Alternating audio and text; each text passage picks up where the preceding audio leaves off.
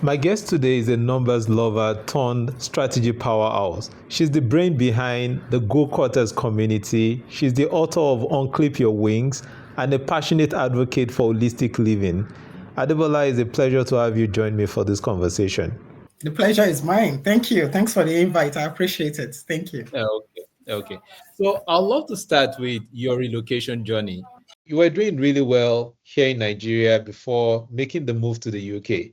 If you don't mind me asking, what inspired that decision and how would you sum it all up so far? Yeah, I like how you went straight to the point. Okay, so I think this is one question that I have been asked a lot, you know, and I know that it's sort of, I think for me as well, it's I would say it's not a decision that I took lightly. So if people are kind of curious as to, oh, why did you relocate? Why did you drop everything and pack a bag and go? I can understand that because I know that it wasn't an easy decision for me, and I know in the past I would probably also tell people, what are you going there to do? You have a good job, yeah, and all of a sudden I packed my bag, picked my things and I left. So I think my what inspired that for me was many things. I've always had that conversation, with my husband to say, I don't want to go, but this particular time, I think it was early 2022, must be end of Q1 2022. I had that conversation with my brother and he was looking to relocate, and I've always known that, that has been his dream. And I think something just snapped that day because he said something. He said, "This is the last time I'm talking to you about it. I've been saying it. I'm working towards it. Everybody's working. This is the last time I'll be saying it." And I think that hit me. So I did a voice note to my career mentor, who basically became my brother at some point. I call him my big egg.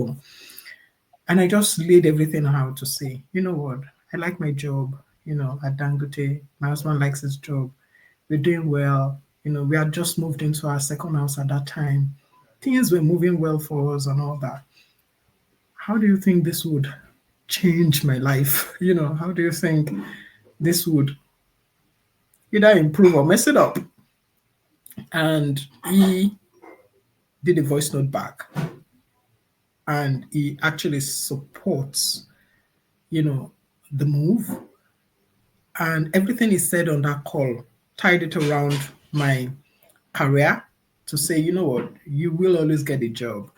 You have all the skills. You don't even have to start again. You will get a job. He talked about, because he knows a bit about my family, he talked about, how my husband will get a job. We are both professionals. We will definitely find something to do. He talked about my son who is a special needs and said, he would receive good care. He would receive good care, good attention and all that.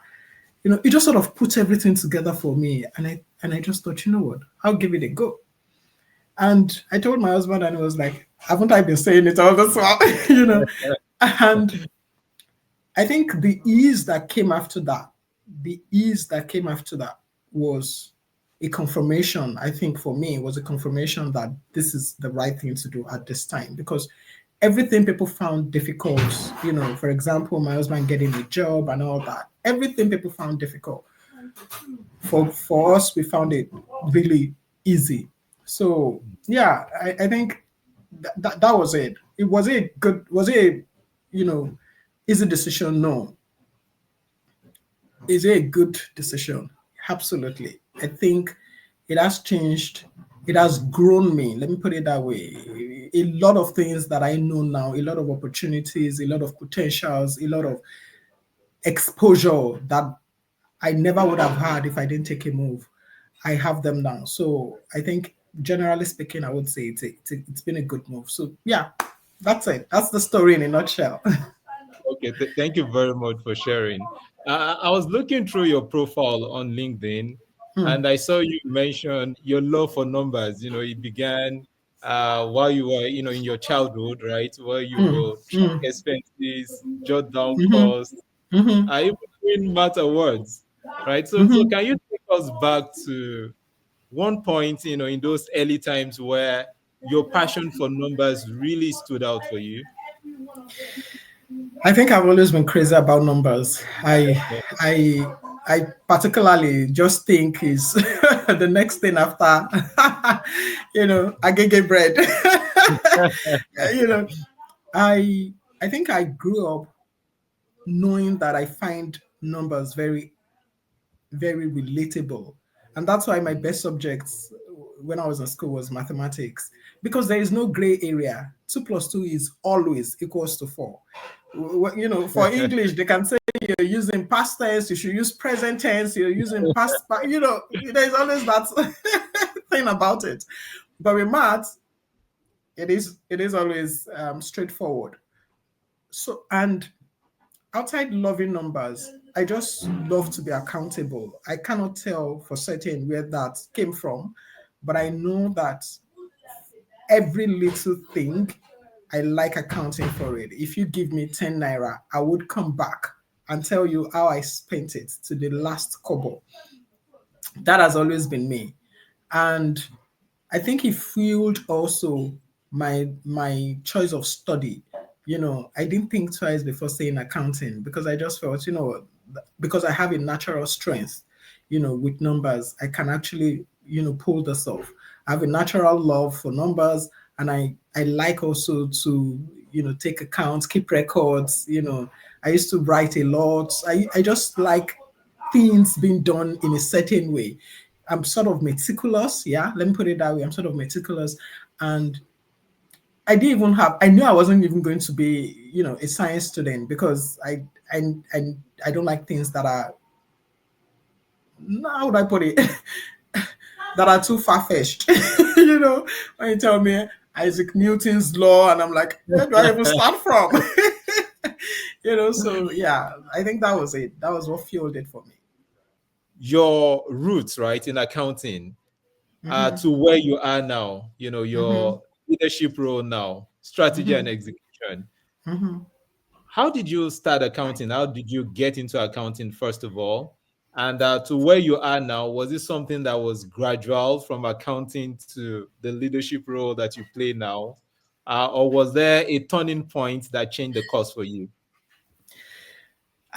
That's a good question. Okay, so when I started, I like I said before, because of my love for numbers and accounting for every little thing, every little detail, I just found accounting like the natural next step for me in the university. So I studied accounting, and of course, when we were there, we started hearing about professional examinations and all that. So I put in for ACCA, which is I would say a global version of accounting, a global version of ICANN, let me put it that way, which is Association of Chartered Certified Accountants. I put in for that. I started that when I was in school. Then I graduated from accounting, started my career, in accounting. And of course, it was more accounting and finance by the time I started my career. And I had good bosses. I always say that when I started my career, the first few bosses I had really encouraged me. They are, you know, wanting to support me to become a very solid finance professional, giving me a lot of responsibilities, giving me a lot of support, really helped me grow in finance. And remember, I said something around wanting to be accountable. For you to be successful in finance, you're dealing with numbers. You have to be able to explain the numbers. But there is an element of finance that is called business partnering, which takes you beyond the numbers. It takes you into the story behind the numbers. So it's not just you taking, counting the bins, like people would say. It's also about you supporting the business. That, my exposure to, finance, accounting led me into business. And then I started supporting the business. And it got to a point in my career where I remember the MD I was working for at that time called me and said, "What's my career? goal? What's that objective I have for myself? What's that big aspiration? And I said, oh, I want to be the finance director. And he said my goals were not big enough. And I'm like, that's still something that I'm scared of achieving. And this is, someone telling me it's not big enough. Then he said, whatever happened to the role of the managing director? And I said, yeah, that's not bad as well. And then he said he wants to offer me a role in strategy. The strategy would expose me, basically to every part of the organization. And because mine was more around supporting the development of the strategy, but also ensuring the execution of the strategy. How do we get there? How do we achieve our mission? How do we achieve our vision? How do we, that was what brought me into strategy execution. And I have loved it since then, because it is basically moving the organization from where it is to where it wants to be. And usually, when you see strategy fail, most times it is lack of execution. It ends on, say, whatever documents they put in PowerPoint, PDF, and there is nobody translating this, into results. And being able to be that conduit for me was a big deal, because then I can say, this is where we want to be in 3 years' time. And out of this, we have mapped out, this is where we want to be in 1 year. And I am saying, what do we need to do to get to that result? It is about, defining what are the KPIs, defining what are the targets, communicating all this to everyone within the organization to say, we all have to get on board, ensuring that we are all paddling towards the same direction, ensuring nobody is working in silo, ensuring that we're tracking, monitoring and tracking progress. For example, if you say you want to get to X amount of revenue, the question is, how much do you need to make every month? To get to that, how much volume do you need to sell? How much pricing do you need to put on it? How much, how many more customers do you need to make it happen? Tracking all those things and taking, corrective actions where they differ is what brings results. And that's basically what I love to do. That's what strategy, translating strategy to results basically means. And immediately I was exposed to that, I just found it really, how do I put it, shrinking to go back to being just a finance person, because you've been exposed to the entire organization. You know how operations connects with HR, connects with logistics, connects with, every element of the organization. It then becomes difficult for me to go back to finance to say, oh yeah, I'm now back to your finance. Now my goals were bigger, and I kept saying no. I really love this, because you can also say that you have helped this organization move from this point to another point. And at that time when I started this, it was not something that was very new in most organizations. It was something that wasn't very much established in most organizations. You would find people still do it, but not in a, how do I put it now, in a structured way. So what I go into organizations to do is, at least I think I've done it now for about 3 organizations. What I go in to do is basically set up the structure. We create that small department. It's a small team. And what we are doing is working with every other organization every other department within the organization, bringing all our results together, all our goals together, ensuring that whatever it is we're doing, we're still moving forward as an organization, And yeah, it's an interesting part of my life, trust me. And yeah, I don't know if that answers the question. I hope it does. It does. It does. And I also like people to learn from your experience now. You've just mentioned that you've set up strategy execution systems, right, for Yeah. 3 multinational companies, which is an No, incredible feat.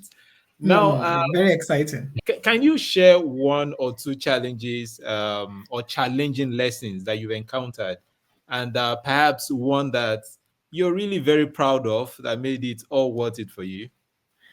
I think the most challenging that I always say is managing people. I remember there was one organization I joined, and I started talking to them about how we've done strategy execution in my former place of work, how we basically revamped the process, changed it, and did this and did that,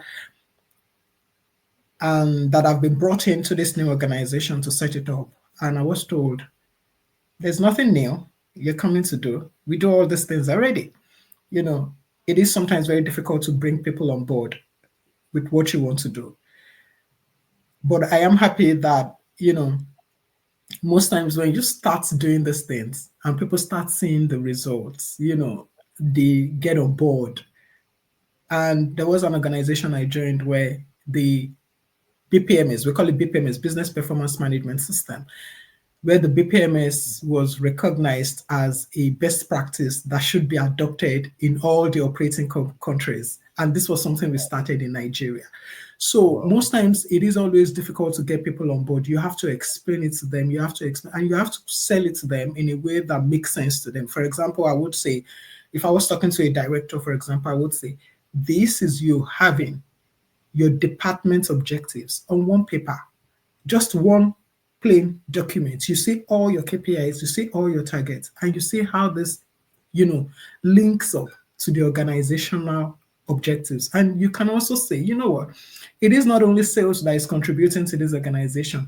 Even I, as a legal department, for example, I am contributing something, because if there is one legal case that goes wrong, we will all be in trouble. So it basically gives you also a sense of purpose, because you then see how what you're doing on a daily basis feeds into the entire organizational goal. So managing people is what is most challenging. And you see, when you start it, you would definitely not be liked. You would, because it's like you're bringing in the report cards. You're saying, this is your report card. Oh, this is a green. This is a red. You've not done well. You've done well. But one thing I always tell people is that a strategy execution process is not a punitive process. It's not there to say what you've done wrong or what you've done right. It is a process that comes in where we table everything, put everything on the table, and let's see how we can fix it. But most times in organization where it doesn't exist, you find people, when they make mistakes or they are not achieving, they sort of cover it and all that. That's not the spirit. The spirit is that we bring it all out. I'm struggling here, and everybody brainstorms and we think about what solution to bring on board, and then we go do it. Because sometimes the solution you bring may also impact another department, So you are not just thinking about the solution in silo, you're thinking about it also, on a larger scale. How does it affect the organization? But the good side, like I mentioned before, the good side of this is when you leave that process, you've created the process, and you leave that process, and you're moving on, you're going into another job, and you hand it over to someone to say, this is something that you can also continue to run. I think it's so beautiful that you set up something, you put systems and structures in place to ensure that even when you leave, it doesn't crumble. It is the most beautiful feeling ever. And then you have direct reports that you've trained, they understand it. Even when you move on, you're still hearing them making waves, doing those things, it makes a lot of difference. That for me is very exciting. That, we started this thing, we built this thing, years after it is still running. It is most, fulfilling. Okay, okay. Thank you very much. Um, I've listened to some of your content on YouTube. You're YouTuber as well. Mhm, I'm mhm. wondering I'm a how struggling, does I'm a all, struggling YouTuber. I'm a struggling YouTuber. with all of these things that you do, you still have time to, to roll out content on YouTube. I try. Okay, so I've seen that you I strong advocate for holistic living. You like to keep a balance between your career, Mhm, wellness, mhm, finance, mhm, relationship, personal mhm, growth as well. mhm. So, how do you personally manage all of these different areas? Are there any non-negotiables for you, or are there personal rituals that help you that Ah, keeps you grounded in all of this? yeah, yeah. Thank you. Thanks for that question. I used to say that, I don't want to win in my career at the expense of, my health or my relationships or my, I say that a lot. I am actually worried about being clapped for outside, but inside nobody cares. That is something that I don't want, and I run away from it. And I think what I've done is, and I think this process started since 2015. I set goals for not just my career, but for every part of my life. And I'm not going to, tell you, oh, it's been easy and I've been achieving all the goals I've been. But you see, the fact that I started it and I am working towards it, continuously improving on my processes has really helped. So basically, what I was telling you about organizations, where organizations have big goals, then they break it down into, manageable KPIs and targets, and then they track it. That's exactly the same thing I applied to my personal life. I take myself like an organization. I look at myself and say, I am a company and I have different departments, just the same way organizations have different departments. My departments are: one, the health and wellness department, the finance department. I have also my personal growth department. I have also my relationship department. I have also my spiritual department. So I am an organization with different things that make me thrive. Just the same way, different departments in an organization makes the entire organization thrive. If one department is not there, for example, if HR is not there, you would have problem. How do you manage grievances? How do you recruit, the right people? How do you, retain the right people? That's the same way it applies to us as individuals. If my health is not there, nothing else matters. Nothing. If I do not have money because I have poor financial habits, it doesn't matter how much I grow in my career, I am still going to be a broke girl. So everything has to work together. And what I have been doing since 2015 is, at the beginning of every year, I tell myself, this is what I want to achieve this year. My wellness, I want to make sure I hit the gym 3 days in a week at the minimum. I say, oh, I need to stop taking, for example, sugar. I need to replace it with, sweetener, something like that. And I keep it really simple. I'm not going to say I'm going to take away sugar, because I know that I am going to bring it back in. But I replace things, you know, that I don't want with something else. So I try to set these goals for myself and I track it. Sometimes I hit it, sometimes I don't hit it. We do it again the following year. So I have been so conscious, to ensure that no, I juggle all those balls and none of it fall. So that's how I've been able to, do all the things I want to do. For example, I can write a goal on, I want to start a YouTube, and for me, it's always progress over perfection. Just start, and continue to show up, continue to try, continue to show, continue to try, continue to learn, improve on it, learn, improve on it. And you will just find that you get to do a lot of things and they sort of just over time compound to be that big thing. You do one simple thing, over time it becomes, that big thing. One of the things that has helped me also in terms of habits and routines is I start my day early. And I always say this one: don't just have a ritual to start your day early. It doesn't matter. You can still sleep your 8 hours. You can still sleep your 9 hours if you want, if that's your goal, or you sleep whatever hours you've planned. But just make sure that you wake up early. I like to start my day very, very early, because I realize that I can lock in so many things even before the kids wake up. Like this morning, even before they woke up, I have recorded 2 YouTube videos. I don't, yes, this morning. I don't know when I am going to edit and post. I don't know. But at least I said to myself, you know what, since I'm coming for this interview with you, I can as well just, shoot 2 videos before the interview starts. So I like to start my day early. And I also like to, because I've realized that breakfast doesn't work for me. This is past 11. I have not had breakfast. This is my first coffee of the day. I have monitored myself and I know how best to be productive. So I think one thing I would say is we have to understand our system, our body, everything around us, so that we can maximize, our productive hours. If I take breakfast, I am a mess for that morning. But if I don't take, I can go on, keep working like this up until say 12:31, and then I have a good meal, and then Yeah. so I sort of notice every little thing that makes me more productive, and yeah, things that also slow me down. And another thing, if anybody is watching this thing, if you want to get a lot done, you have to, as much as possible, avoid social media.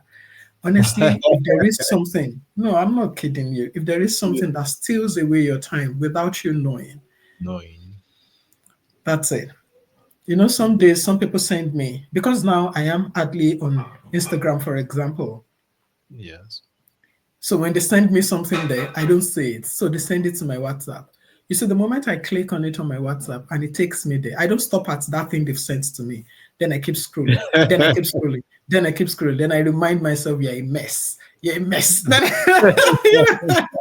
then I go away from it, because that's the way it sucks you in. Without knowing, you spend hours and hours on it. I avoid it as much as possible, especially because I'm not selling on it. There's nothing, when I start selling something on it, then I know, okay, this is a place I have to show up, just because I need to make more money. But if that's not the case, then you don't have any business sleeping on it. Because I get asked that question all the time. How are you able to fit in so many things into your, I am working, I am running YouTube, I have my family of four boys, my husband, I, you know, I have a community I run, which is focusing on finance, Yeah. and it's a financial learning platform. Let me put it that way. And our goal is to continue, to learn about money, make more money, leverage all the opportunities around us to continue to prepare for that financial freedom and make smart financial decisions. So yeah, I still do that. But again, the point is you have to analyze yourself, analyze how you spend your time, know what is critical for you, and then build plans and build systems that enables you to continue to, thrive. So yeah, I don't know if that answers your question, and I think I even added a little bit more. Yes, you did. You did. So you've mentioned what matters most is to keep your health in check, because No, without it's it, yeah, nothing else matters. And nothing. know yourself well so that Yeah, you're able to be yeah, productive at the end of the yeah, day. yeah, Yeah. yeah, absolutely. Okay. Thank you very much again for that. The next question I want to ask you is for the young professionals. But for these young professionals that might be feeling stuck right now, Yeah, or torn between chasing success. I'm yeah. not sure you've ever experienced that kind of phase in your journey, but Mhm. looking at how much you've accomplished now, what advice would you give to someone who is currently feeling stuck right now or burnout? Yeah, I think feeling stuck, we will all get stuck at some point in our careers, trust me. You would Yeah. feel that you've outgrown what you're currently doing and you want to move on. So that being stuck is something I am familiar with, especially if you are very, very is a fast paced, I'll call it now. You're always like 2, 3, 4, 5 steps ahead. You're thinking, what's next? When you master this one, what's next? Okay, I've set it up here. What's next? At some point, if what's next is not coming, you feel stuck. However, I will take a step back and say, for young professionals, learn. Oh, you have to learn. You have to continuously keep learning, get clarity on where you're going, and learn as much as possible. I was talking to my friend recently and I said the quality of work of these young professionals now, not all of them, some of them, not all of them, is it leaves you worried. I think the way we were trained, you get to do a lot of things. You get to do a lot. Oh gosh, I don't want to mention that my boss's name. Oh gosh, he kept on driving us, driving, driving, driving, but we became better for it. There is hardly anything that you will throw to us now that we will feel, "Oh, we've not seen it before. We've seen it before. We've done it before. We've been there." But you see, I see a lot of young professionals now. They are all about the title. The title is good, but there has to be depth. There has to be something. There has to be, you know, substance. It is substance over form, like we used to say in accounting. It is substance, you know. So what I would say is take this time to learn. This is the time where you can build on your knowledge and your skills. And you see, rather than chasing, because success, I won't say chasing success. Success means different things to different people. Rather than chasing that next promotion, big money, and all that, take some time to develop yourself, be content rich, so that when you sit in front of anyone at that interview, you are able to demonstrate the value you can bring. And not just demonstrate it, not just saying that you can do it. When you get the job, show that you are not a recruitment error. Deliver what you have promised. Do the job.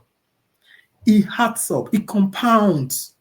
You doing that year on year, trust me, something has to come out of it. Something has to come out of it in another 5 years, in another 10 years. So take the pain to learn, take the pain to study, have a coach or a mentor, have someone that is pushing you to be better, that is guiding you. You see, the problem is some people, they explore and grow in career like wild grass, like nobody is, you know, taming them, nobody is guiding them, nobody is, they're just doing it as it comes to them. You Yeah. need someone to continue to help you, to guide you, to tell you this is the next thing. That's the, and learn. Honestly, when you see some of those big titles and all that, and then you find that what's behind it is not, it's not rich enough, you then begin to question, what are we chasing? What are we about? What are we chasing? So my honest advice, again, my honest advice is sit down, do the work, learn, ask questions, be be humble enough to learn, and then do it over and over and over again. It compounds, and at some point, you would go for an interview, you would talk. When you leave there, you look at yourself and say, "Wow, was that me? Did I actually do that?" That's the that's the work, or that's the output you get from consistently putting in something into yourself. Yeah, I don't know if that answers the question. Yeah, it does. So you've said you have to learn, be open to Very learning. important. Very. Yeah, and you've also mentioned the role of a mentor as well. I mean, especially when people make mistakes that people have made in the past, you don't have to make them again. So that I agree. is one of the role of a mentor. Yeah. Yeah. So thank you very much for that insight. I want to come to some of the work you're doing, community related now. I saw that you've written a book, you have a YouTube channel, and you run an active community, Go Quarters, if I'm correct, Yes. right? Yes. Yeah, which I really like. I mentioned earlier before we Thank you. started the show that Yeah. I'm one of the members on the platform. So even though not very active, yeah. Yeah. Um, Yeah. yes. So how have these platforms that you've created help spread your message? And is there a particular piece of content that you feel especially meaningful and very close to your heart that you like to share? Yeah. Uh, where do I even start this? Where do I start answering this question from? I think when I relocated to the UK, I've always been financially conscious. I've always saved. I always have emergency fund.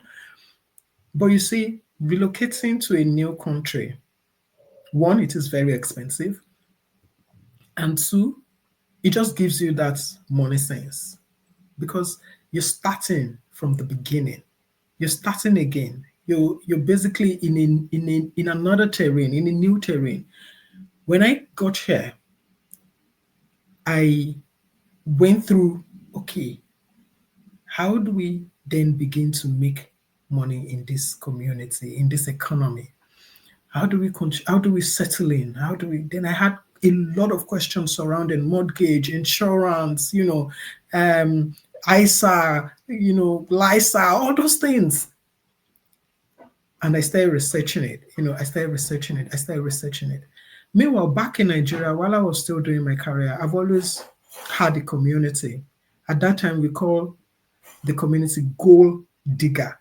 That means people that are very, very, focused around setting goals and achieving goals, goal digger. We were at some point about 120, I think. But when I got here, my focus shifted. And that community at that time was about career development. We were focused around, how do we grow our careers? How do we avoid, career pitfalls and all those things. But when I moved here to the UK, my focus sort of shifted. Initially, it went to work-life balance. At that time, I think it was 2023, I clocked 40. We came here 2022. I clocked 40 in 2023, and I just sort of took my health really seriously. And I started talking around work-life balance. I said, see, at some point, this career that we are chasing, we would have to focus on other things. So that was my focus at that time. And then it moved into financials. I started realizing the huge gap in financial acumen, you know, people are making a lot of financial mistakes. No, and this is not because I studied accounting or I did finance. No, it's just this is personal finance. How do you ensure you don't live paycheck to paycheck? How do you ensure you're saving money for emergencies? How do you ensure you're investing in your future? How do you ensure you're preparing for retirement? How do you ensure you're not taking on too much loan? For example, some people are in serious debt. They have mortgage, they have huge credit balance, credit card balance. And I'm like, how are these people making these decisions? Who is supporting these decisions and all that? And then I started doing a lot of research, and I realized that people just do what others are doing. Mr. A has this. Okay, Mr. B. Some people they have a new, they go and get brand new cars, and it's because they can, because they have a job, their credit score is good, and they take on all these loans without thinking about what does this then mean for my disposable income? What does this mean for my savings? What does this mean? Am I able to invest for the future? What does retirement even look like? Do you just rely on pension and just think, it will sort you out? Do you know whether what you have in your pension pot is even enough to fund your retirement? And then I started asking questions, and I realized this is a big gap. I want to focus on this area. One, it was going to help me because I was doing a lot of research. And two, I can share this with people. And that's one thing about me. I like learning and sharing. Okay, so the community, while I grew it at that time to be on work-life balance, I then started, and I called, many people joined me. I have a wellness coach. She also joined the community. She shares things around wellness. I have someone that talks around gratitude. At that time, someone was talking around career. So we sort of, and then I was doing finance. We were doing all these things together. But I realized because I was putting more energy into the finance part, the finance group was sort of growing more. So we just sort of took the decision to make the entire community about finance. So if you want to learn about how to make money, how to side hustle ideas, how to invest, how to just come in here. This is not, we are not making magic. We are learning. We are reading books, books about money. We are doing everything we can to make sure we're taking one smart financial decision every single time. So now that's what the Go Quarters is about. And because now we are focusing only on the finance bit, we are changing, we're rebranding. The name is now going to be Wealth Quarters. So that it basically links to what we're about. Of course, wealth is not just financial, it's also, social wealth, it's also, health wealth, you have to be healthy to even spend the money in the first place, and all those things. So, but we are more focusing on, finances at this point. So yeah, that's what the community is about. We're about 490 something now. I am excited about it. I have some amazing people that are, partnering with me to run this now. And yeah, it's just, let's see what we bring out of it. Let's see what we bring out of this. Yeah, you talked about my book. My book was largely around building your career. It's for young professionals, largely, on how you can build your career. And I I wrote this, I think, 2018, thereabout, or 2019. So that is not about finance. But my YouTube channel, it's all about finance. And then the community is all about finance. Yeah. Okay. Okay. Awesome. Thank you again. Thank you. I don't want to close without asking you this question now. When it's all said and done, Adebola, what kind of legacy do you hope to leave behind? Both professionally now and personally. Yeah, I think professionally, I think it is going to be that, and I think also maybe personally as well. I always want to be known as someone that gives you that lever, someone that gives you that that bridges the gap for you. I always want to be known as someone that moves you from where you are to where you want to be, either professionally or personally. And it doesn't even matter whether it relates to, you know, moving your career from point A to point B, moving your finances from. I just want to be known as that person. I like it. I really like it. I find it fulfilling when people say, I've been able to do XYZ because of Debola's intervention. Oh gosh, that for me is very fulfilling. That is very fulfilling. If there is something, and I tell my kids this all the time, I want to be the reason for people's growth, you know, and even just the way we live our lives, just the way we show up, just the way we approach life every day can be inspiring for some people. You don't even have to meet them. They just look at you, they see how you live your life, and they say, if she can do it, I can do it.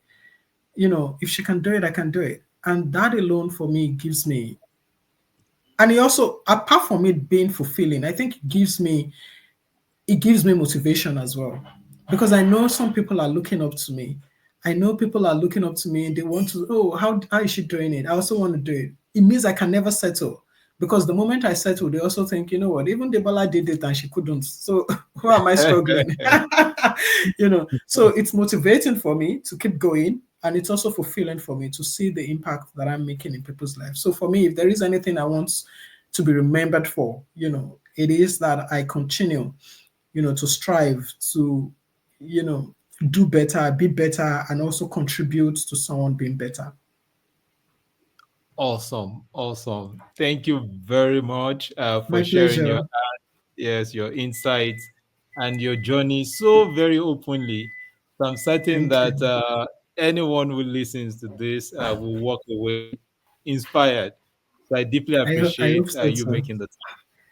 Yes, thank Thanks you for very having much. me. Thank you so much for having me. I appreciate it. Thank you. All right, so here's where we call it a close on this episode of Coffee Chat with me, Kazeem. I hope you found this very informative, and I'll see you again another time. Bye bye.